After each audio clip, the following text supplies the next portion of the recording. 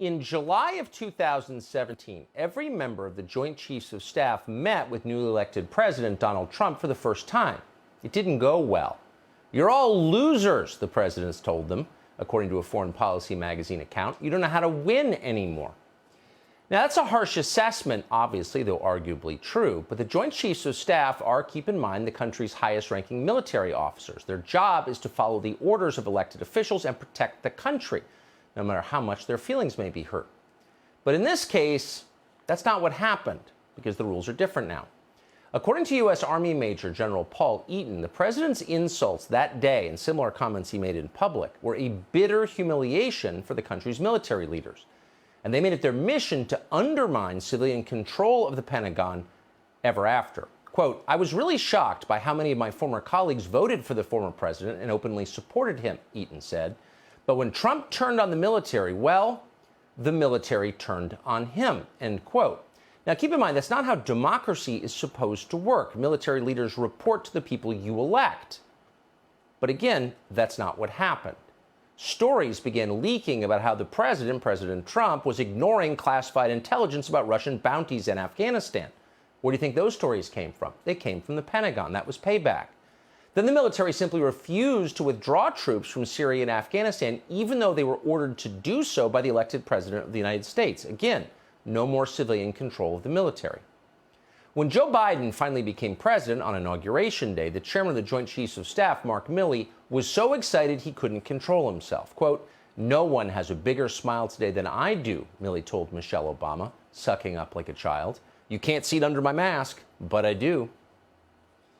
The media, people who supported Biden from the very beginning, including a former CIA director, there are many of those on television these days, also celebrated. They told us that the adults were back in charge. The orange man is gone. Everything's going to be better now. Anybody who has any connection to reality about what is going on around them should have watched that and said, the adults are back in the room. It seems as though we have a professional adult once again in the White House who's just simply doing the work. Really, the theme, I would say, is the adults are back. Still, it is a relief to have adults in charge. Now we have adults in the White House. Okay, the adults are back in the room. There is a sense, I think, the world over that the adults have returned. We have an adult in the White House now, and it's glorious. Those clips are amazing to watch now simply because they consist of the most childish people in the country celebrating adulthood. But they look especially absurd in light of what we've just seen in Afghanistan. These days, Joe Biden's friends in the Pentagon and the Foreign Affairs desk at NBC News no longer think he's an adult. He abandoned American citizens, he got 13 Americans killed, and suddenly they seem a little ashamed. Plus, he's turned his back on the neocon project, and that's the greatest offense of all. But the bigger question is why our media and the military were talking like this in the first place. The adults are back in charge? What does that mean exactly? Well, if you follow what the generals have been telling us for the past 20 years about Afghanistan, you realize very quickly adults means people who are willing to pretend that everything is fine when it's very much not fine.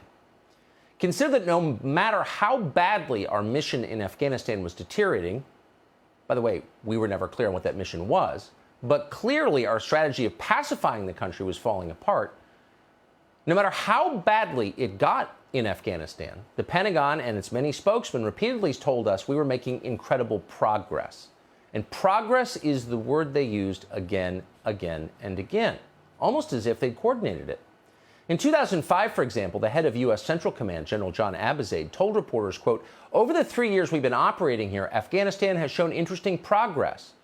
2 years later, the website Task and Purpose reported that another senior general, Dan McNeil, had a similar message. He said, quote, I'd like to point out there is significant progress in the forward move of the Afghan National Army. In 2008, the commander of the 101st Airborne, apparently another adult, concurred that progress was ongoing. Quote, we're making some steady progress here. Then in 2010, even as coalition casualties were increasing, the progress somehow continued unabated. It was progress no matter what. An Army Lieutenant General called David Rodriguez informed reporters at a news conference in Kabul, quote, we are steadily making deliberate, can you guess, progress. That same year, Stanley McChrystal, then the commander of all U.S. forces in Afghanistan, also wanted us to know progress was being made. Quote, I think we have made significant progress in setting the conditions in 2009 and beginning some progress, and we'll make real progress in 2010, which we remind you was 11 years ago. Then Stanley McChrystal was fired for criticizing the Obama administration, in particular the total incompetence of the current president, Joe Biden, and David Petraeus took over. And sure enough, General Petraeus quickly declared that, quote, progress has been achieved in some critical areas, and we are poised to realize more progress. Just a year later, in 2011, Petraeus doubled down. He told lawmakers that year that, quote, the past 8 months have seen important but hard-fought progress. Speaking that summer to troops in Kandahar, the defense secretary at the time, Robert Gates, echoed that theme. And what you've accomplished is extraordinary, because over the last year, essentially, you have ejected the Taliban from their home territory. And if we can hold this territory and expand the bubble, then I think by the end of the year we can turn the corner in this conflict. Gates didn't actually use the word progress. He had more original language than that, but the message was the same. And just to make sure that message was crystal clear, senior military leaders kept using that word. A few years later, the chairman of the Joint Chiefs, General Joseph Dunford, confirmed that progress was indeed continuing. Quote, at this point, we've made significant progress. He said that in 2013. And then 3 years later, in 2016, the new commander in Afghanistan, John W. Nicholson, said the same thing. We are seeing some progress. As recently as last year, a spokesman for Mark Milley said he was hard at work making sure to accelerate progress in Afghanistan. So if you're wondering why Americans were so confused by the fact that Kabul fell in an afternoon and the Taliban controlled the country that we occupied for 20 years, maybe it's because they thought we were making progress. So consider that whole chronology you just heard. Consider the news that Reuters broke this week about Joe Biden's recent conversation with the guy that we installed as the president of Afghanistan, some college professor called Ashraf Ghani. Joe Biden told Ghani that even as the Taliban were taking over the country this summer, the most important thing to do is to keep up the appearance of, you guessed it, progress. Quote, I need not tell you the perception around the world and in parts of Afghanistan, I believe, is that things are not going well in terms of the fight against the Taliban, President Biden said. And there is a need, whether it is true or not, there is a need to project a different picture, end quote. Now, two things to say about this. First, we know that conversation took place because the Pentagon and or the State Department leaked it to Reuters. Now, why would they do that? Because whatever Biden's faults, he did pull American troops out of Afghanistan, and they hate that.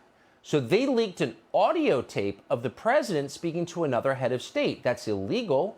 You can't conduct statecraft if people are leaking the contents of your conversations. And yet they're doing that to get back at him because he broke the rules. He stopped permanent war. He did it ineptly, but he did it. So lying to the rest of us about what is actually happening with our troops and our money in our name in foreign countries, that has been the philosophy of this country's military establishment for 20 years. It's also the philosophy of every high-ranking official in the Biden administration. Project the illusion of progress even when it's clear we're failing. Tony Blinken, who runs the State Department ineptly, just announced the news that more than 100 American citizens remain trapped in Afghanistan really kind of progressed. Now, U.S. military flights have ended, and our troops have departed Afghanistan.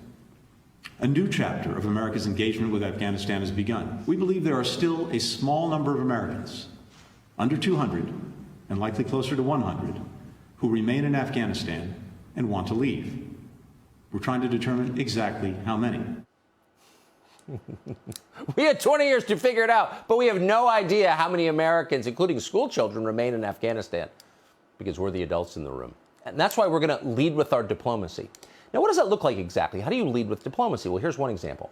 Back in April of this year, Tony Blinken's State Department announced that it was spending hundreds of millions of dollars in social programs in Afghanistan to destroy the patriarchy, because that's really our goal. Impose our modernist social values on prehistoric countries. We're going to pay for programs that support, quote, women's empowerment. Where'd that money go? Well, to people like Dr. Bahar Jalali, who just posted this dirge for equity in Afghanistan on social media. Quote, for 8.5 years, I taught at the American University of Afghanistan as a faculty member and academic administrator, she wrote. I founded the first gender studies program in Afghanistan's history there. All our work, hopes, dreams, progress, only to have it snatched away so needlessly. So you got to think, it takes a special kind of arrogance, we used to call this cultural imperialism, to imagine that other cultures want to ape your family structure, for example. Isn't it up to the Afghans what kind of families they want? No. We tried to impose our customs on them, and they hated it. And maybe that's one of the reasons the Taliban took over in a weekend. We hired people like Bahar Jalali and Ashraf Ghani to lead with our diplomacy. That's what Afghanistan looked like for the past 20 years. Meanwhile, we've been leading with our diplomacy. We have given billions of American military dollars worth of equipment to the Taliban. Row upon row of sophisticated assault rifles, boxes of pistols, ammunition, vision equipment. Videos posted by the Taliban online in recent days boast of what they say are their seizures of the assault rifles in the Afghan city of Herat. And at Kunduz airport, armored Humvees by the dozen. Some mine-resistant ambush-protected vehicles called MRAPs costing $500,000 apiece. Even a small drone.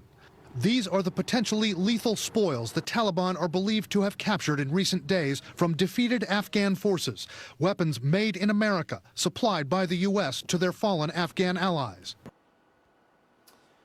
So now we're arming the Taliban and marooning our own citizens in Afghanistan. Who could possibly have seen that coming?